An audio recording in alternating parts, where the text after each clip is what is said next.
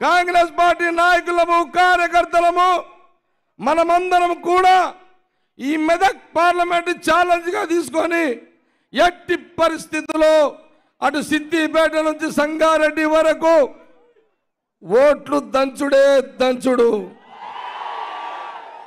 సోదరులారా, రెండు పార్టీలు ఎవరు అడ్డం వచ్చినా ఊరుకునేది లేదు, జిమ్మికులు చేసినా ఊరుకునేది లేదు.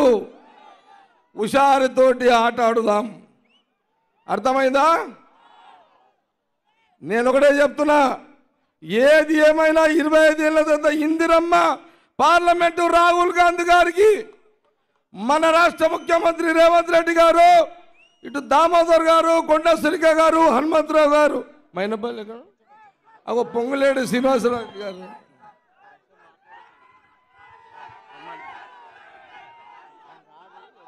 మైనంపల్లి హనుమంతరావు గారు, ఒక విషయం గమనించుకోండి, సంగారెడ్డి నేను చూసుకుంటా, మైనంపల్లి హనుమంతరావు గారు మెదక్ చూసుకుంటారు, ఆయన సిద్దిపేట, సరే ఆయన కొడుకు మెదక్ చూస్తాడు, మైనంపల్లి హనుమంతరావు గారు సిద్దిపేట చూస్తాడు. సిద్దిపేటలు ఉన్నారా? ఈడ మీ దమ్ము చూపెట్టండి.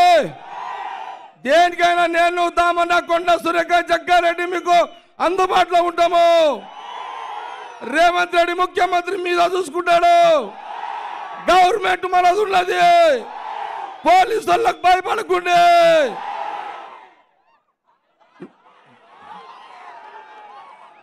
నీళ్ళ మధును గెలిపించుకోండి.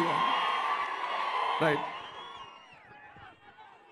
జై కాంగ్రెస్, జై కాంగ్రెస్. సోనియా గాంధీ గారి నాయకత్వం, రాహుల్ గాంధీ గారి నాయకత్వం, రేవంత్ రెడ్డి నాయకత్వం. ఈరోజు అన్న మైనంపల్లి